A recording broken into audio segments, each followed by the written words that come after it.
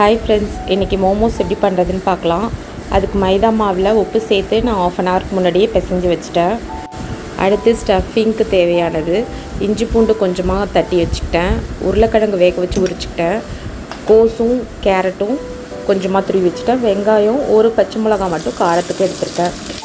அடுத்து stove on பண்ணி கடாய் வச்சு அதில் ஒரு 2 டேபிள் ஸ்பூன் எண்ணெய் சேர்த்து இஞ்சி பூண்டு வாசம் போகிற வரைக்கும் வதக்கிட்டு அதில் வெங்காயம் பச்சை மிளகாவை கட் பண்ணி வச்சதை சேர்த்துப்போம். சேர்த்து வதங்கினோன்னே கோஸ் சேர்த்துக்கலாம். அடுத்து அதோட துருவின கேரட் சேர்த்து வதக்கிக்கலாம். அடுத்து அதில் தேவையான உப்பு சேர்த்துக்கலாம். 1/2 டீஸ்பூன் மஞ்சள் தூள், 1/2 டீஸ்பூன் மிளகாய் தூள், 1/2 டீஸ்பூன் கரம் மசாலா எல்லாத்தையும் சேர்த்து நல்லா வதக்கிடலாம். அடுத்து நம்ம உரித்து வச்சுருந்த உருளைக்கிழங்க சின்ன சின்னதாக கட் பண்ணி அதையும் சேர்த்துக்கலாம்.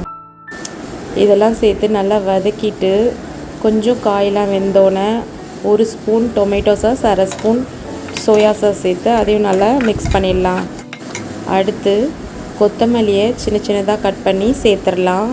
கடைசியாக ஒரிகனோ கொஞ்சோண்டு ஃப்ளேவருக்கு சேர்த்துப்போம், நல்லா வாசனையாக இருக்கும்.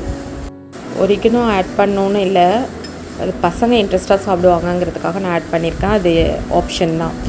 அடுத்து மாவை நம்ம தட்டிக்கலாம்.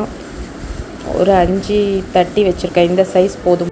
அதில் நம்ம ரெடி பண்ணி வச்ச ஸ்டஃபிங்ஸை 1 ஸ்பூன் வச்சு இப்படி ப்ளீட் பண்ணுற மாதிரி அதை க்ளோஸ் பண்ணி எடுத்துக்கலாம்.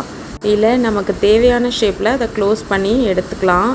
இப்போ நம்ம 5 ரெடி பண்ணியாச்சு. இட்லி பானையை சூடு பண்ணி ஒரு 10 நிமிஷம் அதில் ஸ்டீம் பண்ணி எடுத்தோம்னா மோமோஸ் ரெடி. இது ஏன் ஸ்டைல் மோமோஸ் பிடிச்சிருந்தால் லைக் பண்ணுங்கள், சப்ஸ்கிரைப் பண்ணுங்கள், கமெண்ட் பண்ணுங்கள். தேங்க்யூ, பாய்.